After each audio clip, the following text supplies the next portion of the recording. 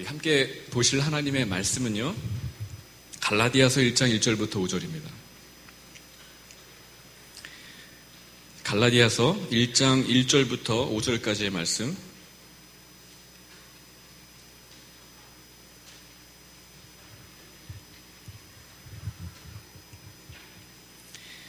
같이 교독하겠습니다.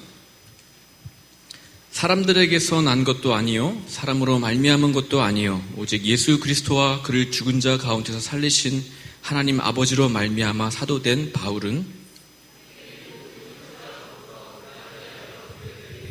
우리 하나님 아버지와 주 예수 그리스도로부터 은혜와 평강이 있기를 원하노라.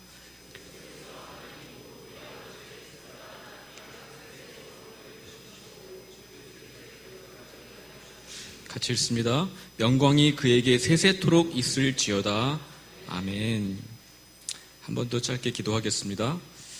주님의 말씀이 이 시간 선포되었고 또 그 말씀에 따라 우리가 온전히 반응할 수 있게 되기를 원합니다. 성령께서 주장하여 주시고 종의 부족한 입술을 가리워 주시며 또 듣는 우리의 마음을 활짝 열어주셔서 말씀에 따라 살아갈 수 있도록 역사하여 주시옵소서. 예수님의 이름으로 기도합니다. 아멘. 우리 2016년도 표가 뭡니까? 일어나라 빛을 발하라는 이제 2015년도 표였고요. 바뀌었어요. 여기 잘 보이십니까? 위에 새롭게 교체를 했는데 우리 같이 한번 읽어볼까요? 자, 시작. 뭐 하자 이런 건 아니라가지고 좀 구어성은 좀 약하지만 행복한 성도, 건강한 교회. 나름 순서가 중요합니다. 여러분. 교회의 구성원인 성도가 행복해질 때에 뭐가 되는 거예요? 몸된 교회가 건강해진다라는 거죠. 사실 누구나 행복하기를 원합니다. 성도도 마찬가지죠. 행복을 위해서 어떤 면에서 신앙생활 한다고 해도 과언이 아닐 거예요.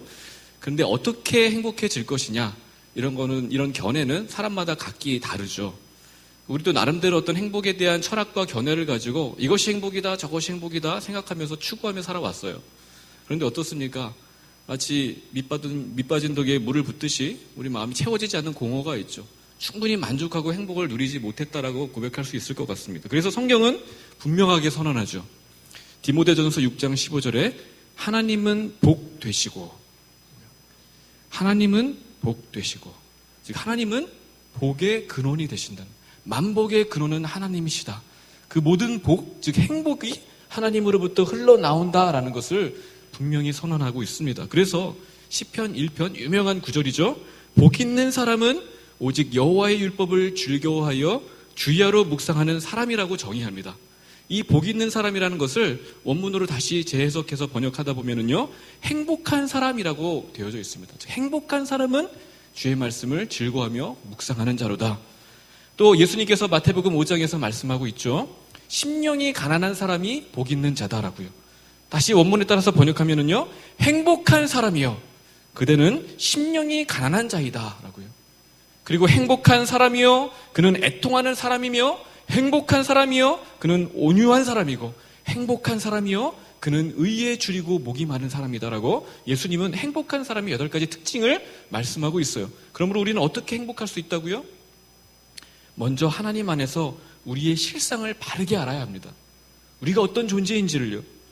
좋은 대학 못 나오고 좋은 회사에서 일하지 못하고 스펙이라고는 운전면허밖에 없고 외모는 10등급 중에서 한 8, 9등급 정도밖에 되지 않는 그런 세상적 평가로 자신을 안다라는 그런 의미가 아니라 하나님의 기준에서 내가 얼마나 죄와 허물이 많은 자인지, 그래서 얼마나 비루하고 비참하고 절망적인 상태인지를 분명히 알아서 심령이 가난해지는 거예요. 나의 죄로 말미암아 애통하고 가슴을 찢고 그래서 온유할 수밖에 없고 더욱 낮아지고 겸손해지고 그래서 의에 줄이고 목마른 상태가 되는 것이죠. 그때서야 비로소 우리는 바로 우리를 위해서 이 땅에 보내신 예수 그리스도를 굳게 붙잡을 수밖에 없고 그 말씀을 주야로 묵상하며 즐거워하게 되는 것입니다. 그럴 때 우리는 행복할 수 있다는 거예요. 복 있는 자라고요. 그리고 그렇게 행복한 성도들이 많아질 때에요 우리 교회가 건강해지는 것입니다. 그리고 그렇게 건강한 교회를 통하여서 하나님의 말씀이 선포되어지고 주님을 영화롭게 할 수 있는 것이죠. 그래서 저는 2016년도 이 표와 마찬가지로 행복한 성도를 만들어내는 일에 좀 집중하고자 합니다. 어떻게 하면 행복한 성도를 만들어낼 수 있을까? 여러 가지 방법이 있지만 저로서 제가 할 수 있는 가장 중요한 일은요, 설교인데 특별히 복음을 설교해야 되겠다라고 결정을 했어요. 복음을 통해서 말씀드린 것처럼 우리가 행복해질 수 있기 때문에 그렇죠. 그렇다면 성경 중에서 복음을 잘 드러내는 책이 무엇일까?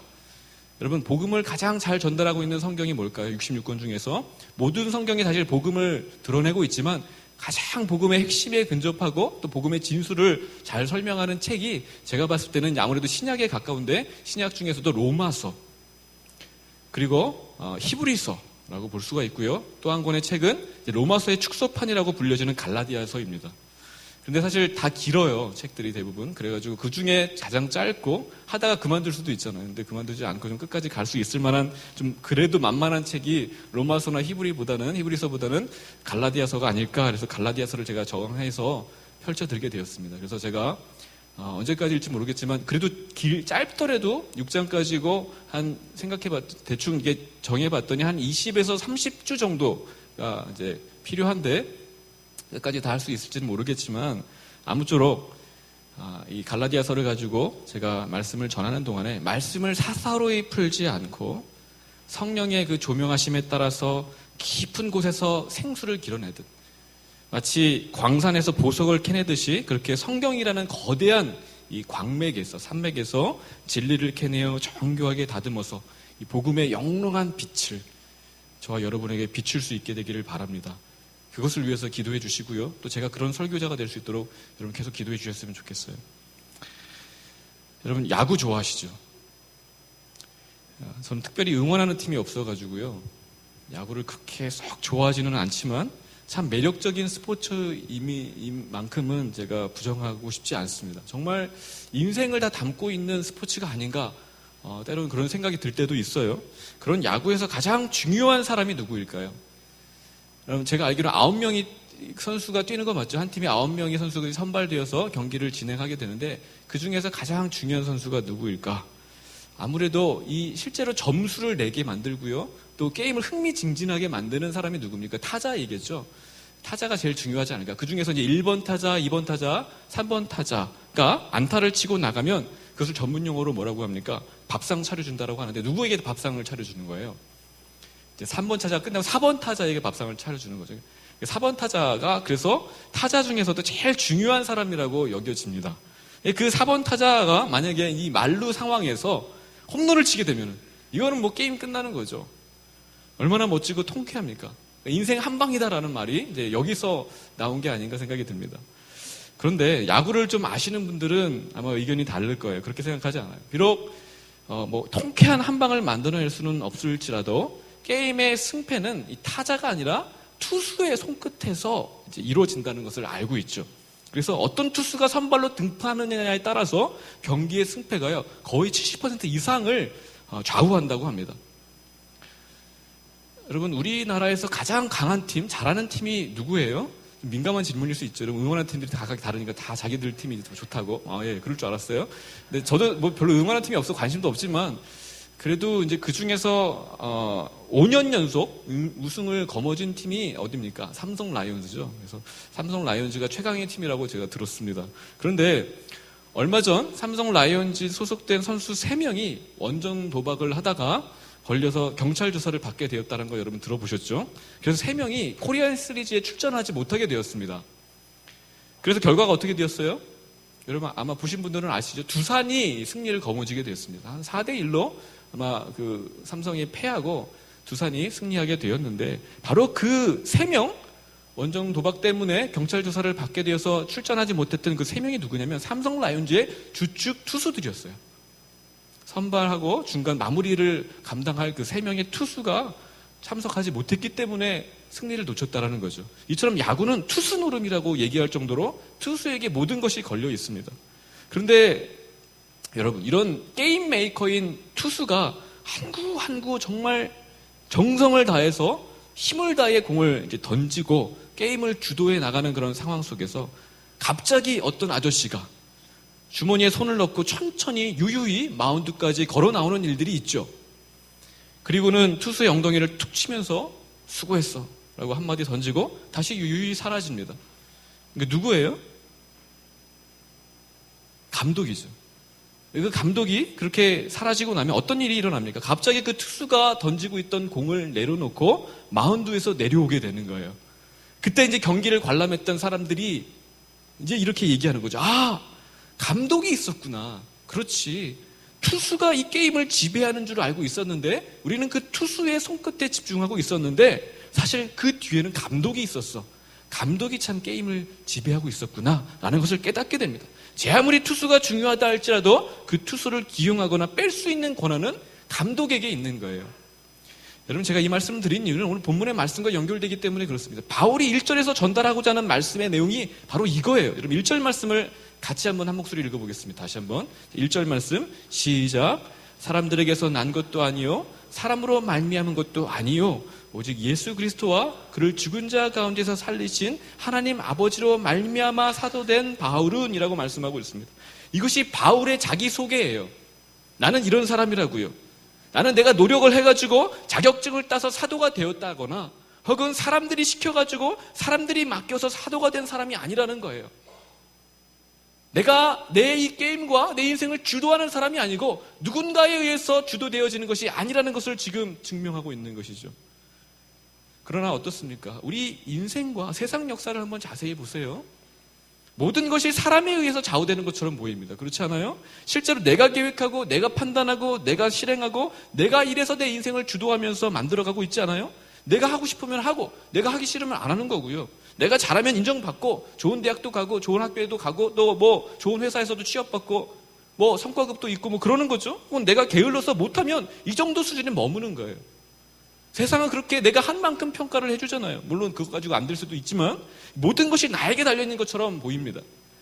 여러분 인비저블 핸드라는 말 들어보셨어요? 그 용어인데 번역하면은 그 보이지 않는 손이죠. 굉장히 종교적인 용어 같지만 실상은 그 아담 스미스라는 사람이 사용한 경제학 용어입니다. 그러니까 수요와 공급의 법칙에 따라서 물가가 형성되고 경제가 움직인다라는 것을 표현한 단어인데 그런데 그렇게 세상 경제와 물가를 주도해 나간다라고 하는 그 인비저블 핸드라는 게 도대체 무엇입니까 정확하게? 그 역시도 사람인 거예요. 물론 그 어떤 한 사람을 의미하지는 않습니다. 한 사람이 어떻게 그 일들을 감당할 수가 있어요? 그러나 그 한 사람은 약하지만 여러 사람이 같은 마음을 품고 함께 일치하여서 일을 하게 된다면 엄청난 힘을 발휘하죠. 그래서 여론을 형성할 수가 있고 군중을 움직이게 됩니다. 그러면 정치는 물론이거니와 말씀드렸던 경제에 물가를 조정할 수 있고 그다음에 사회까지도 들었다 놨다 할 수 있는 위대한 그런 위력을 발휘하게 되는 것이죠. 그래서 우리 시대는 어떻게 대중을 움직일 것이냐가 최대의 관심거리입니다. 대중의 뜻이 곧 진리처럼 여겨지기 때문에 그래요. 물론 사람들이 아니라고 생각하면은 정말 아닌 것처럼 여겨지게 되고요. 사람들이 옳다라고 여기면은 옳은 것이 되어지는 것이 이 시대의 법칙이 되고 말았습니다. 정치, 경제, 사회는 물론이거니와 여러분 문화와 예술계도 한번 보십시오. 사람들이 좋아해줘야지 살아남아요. 아무리 그 사람이 뛰어나고 잘한다 할지라도 인정받지 못하면은요, 빛을 받지 못하면은 끝입니다. 아무리 영화를 잘 만들었어도요, 사람들에게 외면당하면 그건 실패예요. 실패작이라고 불리우죠. 사람들에게 또한 지지와 영광을 반대로 받게 되면은요, 그것은 성공이 됩니다. 그래서 과연 사람들이 좋아할까? 사람들에게 재미와 감동을 선사할 수 있을까? 과연 사람이 인정해 줄까? 라는 것이 모든 가치 판단의 기준이 되어버렸어요. 이 시대를 보십시오. 온통 사람에 의해서 좌우됩니다. 이 사람들을 그래서 움직이는 것이 소위 실력이 된 거예요. 실력이 바로 이것입니다. 그래서 여러분 정말 미친 듯이 공부하고 열심히 스펙을 쌓는 이유가 뭐예요? 이런 실력을 쌓아가지고 결국 사람들로부터 인정받고 살아남기 위함이 아니에요? 대중이 인정하는 구조 안에서 사람답게 살기를 위해서 그렇게 코피를 쏟아가면서 여러분 공부하고 노력하는 거잖아요. 바울이 당시 살던 상황 속에서도 마찬가지였습니다. 그 구조가 있었어요. 사람들이 인정하는 그 구조 안에 들어가기를 원했습니다. 그 구조라는 게 뭐예요? 어떤 민족이냐? 너희 혈통은 무엇이냐? 네 아버지는 누구냐? 어느 학파하고 어디에서 공부했으며 누구의 사사와 지도를 받았느냐? 그 구조이고 그 구조 안에 들어갈 때의 인정과 성공이 보장된 것이었습니다. 사실 저도 어딜 가나 항상 꼬리표처럼 따라 붙고 있는 그런 그 타이틀이 있는데 뭐냐면 목사라는 타이틀이에요. 근데 단순히 목사만이 아니라 어디에서 공부를 했는지 그리고 어디에서 어떤 교단에 속했는지 그리고 누구에게 안수를 받았는지가 매우 중요합니다. 이것이 그 구조 안에서 굉장히 가치롭게 여기는 바예요. 그래서 이것에 따라서 제 인생이 좌우될 수 있습니다. 그래서 목사들도 목사가 되기 위해서 전도사 시절에 막 코피 써서 공부하는 것이 교단, 물론 사실 그 전에 결정돼 학교에서부터 결정이 되죠. 여러분 이거는 비단 저의 문제만은 아니라고 여겨집니다. 혹시 저보다 훨씬 더 심각한 상태에 여러분들은 놓여 있죠. 회사원이라고 다 같은 회사원인가요? 여러분 다릅니다. 어떤 학교에 나왔고 어디에서 여러분 공부를 했는지 어떤 스펙을 가지고 있는지에 따라서 천차만별이에요. 의사라고 다 같은 의사가 아닙니다. 마찬가지로 사장이라고 다 같은 사장이 아니에요. 대기업의 사장이 있고요. 작은 가게의 사장이 있어요. 현저한 차이가 있습니다. 이처럼 세상에서는 사람들에게 얼마나 인정을 받고 있느냐, 사람들이 얼마나 원하는 그런 그 실력을 갖추고 있느냐, 사람들이 인정하는 그 구조 안에 들어와 있느냐로 그 사람의 가치를 평가하는 거예요. 그러나 바울은 그렇게 살아가지 않았습니다. 분명 그때 당시에도 그 구조가 있었어요. 그것을 요구했어요. 그 구조 안에서 그러나 바울은 자신을 맞춰가지 않았습니다. 구조를 뛰어넘었어요. 왜요? 세상을 지배하는 것은 분명 사람처럼 보이지만 사람이 아니라 유력하고 힘 있는 어떤 소수가 아니라 어떤 대중에 의해서 역사가 지탱되는 것이 아니라 바로 하나님이라고 확신했기 때문에 그렇습니다.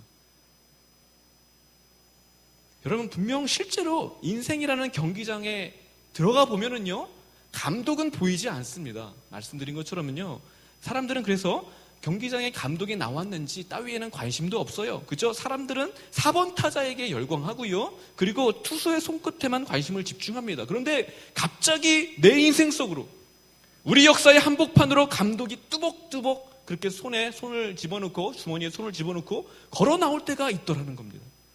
그리고는 엉덩이를 툭 치면서 수고했어 한마디로 우리는 모든 것을 내려놓아야 될 때가 있어요. 우리 개인의 역사뿐만 아니라 여러분 전체의 인생, 세계의 역사도 보십시오. 그때의 모든 것이 전환되고 뒤바뀌어집니다. 높은 자리에 있던 사람이 모든 것을 내려놓고 정권이 교체되는 일들이 일어나요. 누가 그 일들을 감당합니까? 사람에 의한 것처럼 보이지만 그 배후에 절대적인 감독이 있는 거예요. 그래서 내 인생의 주인이 난 줄만 알았는데 내 인생 경기를 지배하는 분이 따로 있었구나. 역사는 어떤 힘 있는 소수와 대중에 의해서 좌우되는 줄 알았는데 그 역사의 배후에 바로 하나님이 계셨구나. 심지어 한 나라의 흥망성쇠도 하나님의 손끝에 달려 있는 것이구나. 그 영원하게 마르지 않고 영원하게 세계를 제패할 것만 같았던 로마도 망했습니다. 여러분 그 많은 시대마다 이끌었던 영웅들도 결국 해가 지는 것처럼 역사 속에서 사라졌던 거예요. 이걸 통해서 우리는 생생히 깨닫게 되는 것이죠. 그렇다면 여러분은 이것을 얼마나 확실히 알고 있습니까? 여러분의 인생에 얼마나 이것을 적용하고 있어요? 인생 경기에 여러분의 얼마나 그분께 손에 그 삶을 맡기고 있습니까? 이것을 빨리 알면 알수록 빨리 실행에 옮기면 옮길수록 여러분 시행착오를 줄일 수 있습니다. 여러분 우리 인생은 소중하잖아요. 그러나 그 소중한 인생을 얼마나 낭비하느냐 아니면 얼마나 그 뜻 가운데에 온전하게 사용되어지느냐는 바로 이것을 알고 적용하느냐에 따라서 절대적으로 달려 있습니다. 바울은 바로 그것을 회심과 동시에 분명히 알았던 거예요. 자기 의와 자기 열심으로 살았던 바울이 부활의 영광으로 나타나신 예수님을 만났을 때에 바로 확실히 깨달은 것입니다. 이분이 내 인생과 세계 역사의 감독이시구나. 그리고 그 순간부터 바울은 자기 소개가 달라집니다. 나는 8일 만에 할례를 받고 이스라엘 족속이요 베냐민 지파요 히브리인 중에 히브리인이요 율법으로는 바리새인이요 열심으로는 교회를 박해하고 율법에 이르는 흠이 없는 자라. 나는 가말리엘 문화에서 공부를 했노라. 나는 뛰어난 학자이나 이런 자기소개를 멈추게 되어지고요. 그리고 뭐라고 바뀝니까? 오늘 1절 말씀에 우리가 읽었던 것처럼 오직 예수 그리스도와 그를 죽은 자 가운데서 살리신 하나님 아버지로 말미암아 사도가 되었다라고 소개하게 됩니다. 정체성이 바뀌었어요. 그렇다면 여러분의 자기소개는 어떤지 한번 생각해 봤으면 좋겠습니다. 실제 이력서를 쓰듯이 여러분 앞으로 이력서 쓸 일이 굉장히 많을 거예요. 그리고 이미 계속 이력서를 쓰고 계신 분들도 많고요. 사실 끝이 없습니다. 저도 언제 또 이력서를 쓰게 될지 몰라요. 항상 준비해 놓고 있어요. 여러분 그런 이력서에서 쓰고 있는 그런 가족사항, 여러분의 그런 학력과 경력과 자격증 따위 이것으로 여러분 자신을 평가하고 있습니까? 이력서가 아니라 실제 이력이 나라고 여러분 합치하여서 생각하는 분들이 생각보다 많습니다. 이게 내 모습이지, 맞아. 난 이것밖에 되지 않아. 혹은 나는 그래도 괜찮은 사람이야 라고 평가한단 말이에요. 여러분, 무엇에 근거해서 여러분 자신을 평가하고 있습니까? 여러분 정체성은 뭐예요? 여러분 누굽니까? 바울처럼 대답할 수 있어야 돼요. 오직 예수 그리스도와 그를 죽은 자 가운데서 살리신 하나님 아버지로 말미암아 나 되었다. 성도 되었다라고 여러분 스스로를 분명히 생각하셔야 됩니다. 이것이 복음의 정신이고, 이런 정체성을 가진 사람만이, 이런 복음의 정체성을 여러분 삶에 적용하여서 여러분 자신이 누군지를 아는 사람만이요 행복한 성도가 될 수 있는 거예요. 아무나 다 교회에 온다고 행복해지지 않습니다. 여러분 예수님 믿는다고 고백한다고 행복해지는 것이 아니에요. 이 정체성을 여러분 삶에 적용한다는 건 쉬운 일이 아니에요. 그럴 때 행복해집니다. 또한 여러분 3절을 보십시오.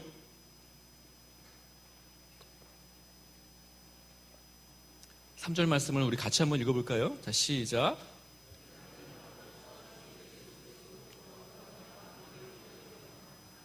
그렇게 사람이 아니라 하나님으로부터 부르심을 받고 살아가는 성도에게 은혜와 평강이 주어진다라고 말씀하고 있습니다. 그런데 누구로부터 주어지는지를 여러분 주목해 보십시오. 하나님 아버지와 주 예수 그리스도로부터 흘러와 우리에게 주어집니다. 그런데 1절도 우리 읽었던 것과 똑같은 방식이죠. 오직 예수 그리스도와 하나님 아버지로 말미암아 바울이 사도가 된 것처럼 마찬가지로 우리 하나님 아버지와 주 예수 그리스도로부터 은혜와 평강이 흘러가는 거예요. 즉 다시 말해서 나의 나됨은 사람에 의해서가 아니라, 어떤 혈통이나 어떤 내가 가지고 있는 스펙에 의해서가 아니라 오직 하나님과 그리스도에 의해서 결정되는 것과 마찬가지로 은혜와 평강 역시도 오직 하나님과 그리스도로 말미암아 결정된다라고 볼 수가 있습니다. 다시 말해서 기독교 신앙은요, 어떤 탁월한 학문과 업적에 의해서, 어떤 철학적 사유에 의해 근거하지 않는다고요. 혹은 사람들을 감동시켜서 마음을 열게 하는 어떤 열렬한 강연과 어떤 그런 많은 사역과 음악을 통해서가 아니고, 혹은 동의할 수밖에 없는 견고하고 정교한 어떤 논리적 교리 구조에 의해서 지탱되는 것이 아니라, 오히려 기독교 신앙은 실제 역사 가운데 일어났던 한 사건에 근거합니다. 한 사건이요. 곧 BC 4세기경 유대인의 땅에서 태어난 예수님과 그분께서 행하신 위대한 일과 고난받으시고 십자가에 죽으시고 다시 살아나셔서 지극히 높으신 곳에 올라가시고 다시 오신다라고 말씀하셨던 그 사건에 근거하는 거예요. 우리가 끊임없이 사도신경으로 고백하는 그 사건이에요. 그래서 기독교가 선포하는 은혜와 평강은 그저 사람들을 위로하고자 하는 그런 종교적 덕담 따위가 아닙니다. 영적 담론이 아니고 은혜와 평강이 있을지어다 이런 게 아니에요. 그러면 마음이 되게 고요해지고, 여러분 그런 의미로서 이런 얘기를 하는 것이 아니라, 인사치레의 말이 아니라 역사적 사건에 근거해서 우리에게 허락된 영생입니다. 실제적 생명, 신적 생명을 우리에게 부여해주는 말씀이에요. 그래서 바울이 전한 이 구원의 복음을 한마디로 요약한다면 은혜와 평강이 됩니다. 그러므로 복음이 하는 중요한 일은 뭐예요? 하나님의 은혜로 우리를 이끌어 들여서 우리로 하여금 그 은혜 안에 머물며 살게 하는 것이죠. 그게 복음에 하는 일입니다. 그렇다면 은혜란 뭐예요? 자격 없는 사람에게 거저 베풀어 주시는 하나님의 넘치는 호의, 공로와 자격이 아니라 하나님께서 그 인격에 의해 우리에게 넘치도록 부어주시는 하나님의 사랑입니다. 그래서 은혜를 다른 말로 선물이라고 해요. 즉 하나님의 부요함과 그 영광을 우리에게 주시는 하나의 방식이 은혜라고 볼 수가 있다는 거죠. 반면 우리가 살고 있는 세상은 어떻습니까? 은혜의 방식으로 사는 것이 아니라 어때요? 자격과 조건의 방식으로 사는 거죠. 아까 말씀드린 것처럼 그 구조 안에 들어가기 위해서 자격과 조건이 끊임없이 요구됩니다. 그 틀 속에서 움직이는 거예요. 그래서 선물보다는, 물론 선물을 다 받고 좋아하지만 보상과 어떤 뇌물성을 가지고 있죠. 선물 받으면 그렇잖아요. 야, 인간이 나에게 뭘 원하는가? 내가 뭘 잘해서 줬나? 항상 그런 보상과 또 뇌물이라는 개념에 우리는 훨씬 더 노출되고 익숙해져 있어요. 사람이 이 땅에 태어나서 성장하는 가운데 평생에 걸쳐서 습득하게 되는 삶의 방식은 그래서 다름 아니라 자격과 조건입니다. 어릴 적부터 그래요. 계속해서 공부하면 점수 받아오고 그걸 통해서 야, 너는 이렇게 될 거야 칭찬해주고 끊임없이 자격과 조건에 구비될 수 있도록 살아갑니다. 얼마나 답답한 인생이에요. 그래서 대부분 좋은 자격과 좋은 조건을 얻기 위해서 죽자고 공부하고 노력하고 코피 쏟고 이를 통해 사람들에게 인정을 받아야 쓸모있는 사람으로 취급되기 때문에 우리는 달려나가죠. 그런 자격과 조건 중에 하나가 뭡니까? 많은 것들이 있지만 외모도 그렇죠. 그럼 외모가 경쟁력입니다. 경쟁력이 많지는 않아요. 노력하셔야 돼요. 그럼 경쟁력이 없으면 뭘로 해야 됩니까? 이 외모가 안 되면은 뭐 어떻게 해야 돼요? 힘으로 해야 되죠. 아니면 힘이 안 되면 공부라도, 공부가 안 되면은 뭐 웃기기라도 이렇게 해서 뭔가 사람들에게 자격과 조건을 구비시켜야 해야 되는 거죠. 그러나 사실 우리 중에 누가 자기 설계 도면을 직접 그려가지고 주문 제작받아서 태어난 사람이 있습니까? 주님이 주신 대로 받았어요. 그런데 외모를 다른 사람과 끊임없이 비교하며 자신의 가치 인정받는 존재로 만들기 위해서 정신없이 피곤하게 산다는 말이죠. 그러나 복음은 다르다는 것을 분명히 알려줍니다. 복음은 분명히 우리의 삶에 실제적으로 적용되는 말씀이에요. 즉 자기를 가치롭게 하려고 자격과 조건을 구비하기 위해서 애쓰지 않게 됩니다. 더 이상. 하나님은 우리를 사랑하시고 우리에게 좋은 것을 주시되 우리의 자격과 조건에 근거해서 주시지 않기 때문에 그래요. 우리가 예쁘고 앞으로 잠재력과 성공 가능성이 있기 때문에 투자하시는 것이 아니라, 구원해 줬으니까 앞으로 많은 것으로 갚아라고 요구하시는 것이 아니라, 그런 대가성이 아니라, 보상이 아니라, 혹은 잘했으니까 선물로 주시는 어떤 그런 보상성이 아니라, 하나님은 자신의 흘러넘치는 사랑 때문에 우리에게 가장 좋은 것들을 허락하시는 것입니다.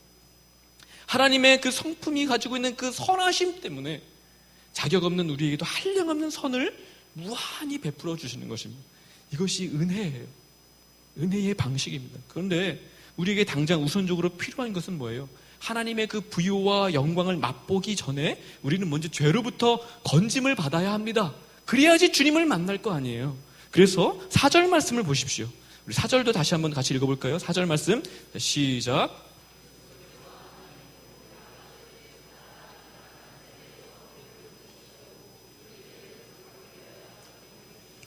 예, 여러분 이 말씀을 정말 깊이 읽으셔야 돼요. 짧은 구절이지만요, 복음의 핵심이 농축되어 있습니다.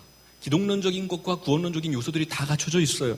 이 악한 세대에서 보십시오. 우리를 건지시려고, 즉 자기 몸을 죽음에 내어주셨다라고 말씀하고 있습니다. 여기서 건지시려고는요, 단순히 어디서부터 어디로 이동하는 공간적인 개념이 아니에요. 그래서 죽어서 천국 간다, 그런 의미로 여러분 생각하시면 안 됩니다. 어떤 힘의 영역으로 옮겨지는 것을 의미하고 있어요. 즉 예수를 믿어서 성도된 자들은 이 세상에 옮겨져 다른 세상으로 가는 것이 아니라 바로 이 세상 속에 여전히 호흡하고 살고 있지만 세상에 속하지 않은 다른 힘에 의해서 살아가게 된다는 것을 의미하는 것이죠. 그래서 예수님은 요한복음 17장에서 이렇게 제자들을 향해 기도합니다. 내가 비옵는 것은 그들을 세상에서 데려가시기 위함이 아니요 다만 악에 빠지지 않게 보존하시기를 위함이니이다. 내가 세상에 속하지 아니함 같이 그들도 세상에 속하지 아니하였사옵나이다. 그들을 진리로 거룩하게 없어서 아버지의 말씀은 진리니이다. 여러분 기도의 핵심 뭐라고요? 세상에서 이들을 건져내시기 위함이 아니라 세상에 여전히 있지만 세상에 속하지 않은 사람이 되기 위하여서 악에 빠지지 않도록 거룩하게 하도록 기도하고 있는 것입니다. 외면상 우리는 여전히 세상 속에 살고 있어요. 그러나 세상을 향해서 충성이 아니라 충성을 바치는 대상과 소속이 달라졌다는 것이죠. 골로새서 1장 13절에는 그래서 이렇게 말씀하고 있습니다. 그가 우리를 흑암의 권세에서 건져내사 그의 사랑의 아들의 나라로 옮기셨으니라고요. 흑암의 권세에서 건져내사 그의 사랑의 아들의 나라로 옮기시는 것이 바로 구원이에요.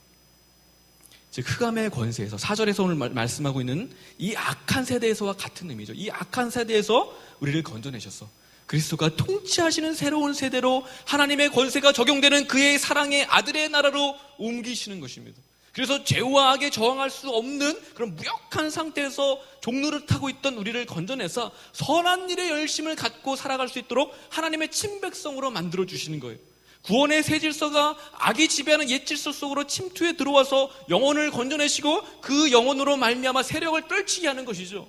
우리로 하여금, 구원받은 우리로 하여금 하나님의 나라를 이뤄가게 하신다는 것입니다. 그래서 우리는 더 이상 약육강식과 적자 생존의 방식으로 살아가지 않게 되어졌어요. 은혜가 지배하는 은혜의 방식으로 살아갑니다. 이 은혜를 알 때 우리는 정말 인생을 사는 것처럼 살게 되어져요. 이것이 사는 것이구나. 이것이 인간 냄새 맡으며 살아가는 것이구나. 이게 참 행복이구나라는 것을 우리는 비로소 알게 됩니다. 은혜가 지배하는 삶을 살게 되는 거예요. 이 은혜를 알 때 우리는 세상에서 자격과 조건을 높이기 위해 물질을 쏟고 시간을 쏟고 그 긴장 속에서 늘 분주하게 살아가지 않게 되어져요. 눌림에서 누림을 경험하게 됩니다. 정말이에요. 여러분 눌림에서 우리는 진짜 이 복음으로 말미암아 자유와 누림을 경험하게 됩니다. 그래서 바울은 이 은혜라는 단어를 자신의 편지에서 무려 90회나 사용하고 있는 거예요. 은혜, 은혜, 은혜, 은혜. 끊임없이 은혜. 복음은 은혜라고요. 그런 은혜가 우리의 삶을 지배하게 될 때 비로소 우리의 삶에 뭐가 깃듭니까? 평강이 깃드는 거예요. 그래서 은혜와 평강이라고 말씀하고 있는데 여러분 이것은 그래서 순서가 중요합니다. 반드시 은혜가 있고 그 뒤에 평강이 뒤따라오는 거예요. 절대 평강이 먼저 올 수가 없습니다. 평강은 1차적으로 하나님과 사람 사이에 단절된 관계의 회복을 의미한다라고 일전에 말씀드린 적이 있어요. 그로 인해서 하나님과의 관계가 회복되면 거기서 끝나는 것이 아니죠. 죄가 들어와서 하나님과 깨어지고 사람과 깨어지고 자연과 깨어지고 내 자신과 깨어졌던 것처럼 은혜가 들어옴으로 말미암아 하나님과 관계가 회복되어지고 그로 인해서 사람과의 깨어진 관계가 회복되어지고 또 내 자신과 화해할 수 없었던 관계가 회복되어집니다. 다시 말해서 평강은 하나님과의 평화, 사람과의 평화, 자기 자신과의 평화가 조금도 부족함 없이 완전하게 구비되어 나타나는 상태를 말하고요. 그래서 2차적으로 우리 영혼 가운데, 우리의 마음속에 진정한 고요한 평안과 만족과 말씀드렸던 그 행복을 누리게 되는 거예요. 이것이 기독교의 본질입니다. 다시 정리해서요. 하나님이 우리에게 주신 모든 선물과 축복을 요약한 것이 은혜라고 본다면은요, 그 은혜가 각 성도의 개인의 삶 속에 적용된 결과가 평강이라고 볼 수 있는 거예요. 여러분 은혜를 받으셨습니까? 그럼 여러분 삶 속에 평화가 나타나야 된다고요.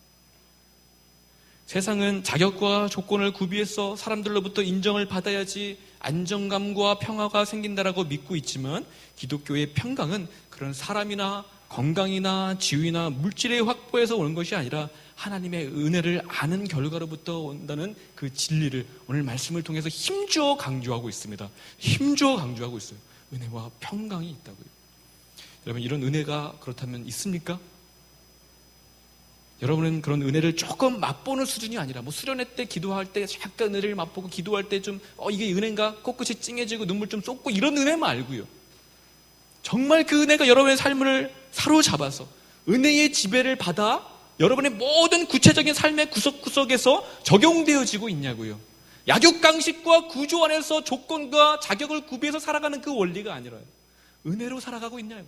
사람을 대할 때도, 여러분 자신이 공부할 때도, 세상 속에서 어떤 목표를 향해 나아갈 때도 그 은혜의 지배를 받고 있냐고요.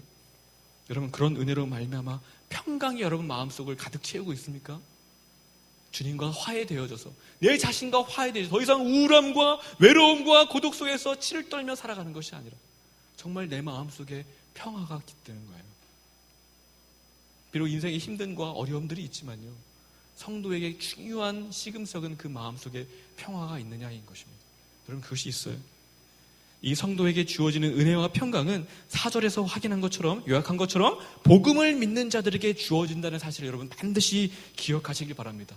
그래서 이 복음을 알고 이 복음을 붙들고 살아가는 저와 여러분이 되었으면 좋겠어요. 2016년도 우리가 다른 것들이 아니라 바로 다시 한번 이 하나님의 말씀과 갈라디아서를 통하여서 또한 로마서를 통하여서 히브리서를 통하여서 복음의 진수를 경험하며 복음을 다시 한번 붙잡고 달려나가는, 그래서 참된 행복한 성도가 되어서 우리 교회가 건강해지고 주의 몸된 교회가 하나님의 뜻을 이루어가는 복된 은총이 있게 되기를 주의 이름으로 간절히 축원합니다. 기도하겠습니다. 하나님 아버지, 우리의 행복은 무엇으로부터 기인되는지 다시 한번 하나님의 엄중한 말씀을 통해서 발견하였습니다. 하나님 다 아는 것이라고 우리가 넘겨짚지 말고 이 말씀을 따라서 우리의 삶에 적용하기 위해 노력하며 기도할 수 있도록 도와주시옵소서. 주님께서 행하신 그 위대한 일로 말미암아 우리의 삶에 평화와 은혜가 적용된다는 사실을 잊지 아니하고 하나님 그 말씀을 가지고 살아가는 우리 모든 청년들, 권속들 다 될 수 있도록 주여 붙잡아 주시옵소서. 귀하신 주 예수님의 이름으로 기도하옵나이다. 아멘. 우리 이 시간 다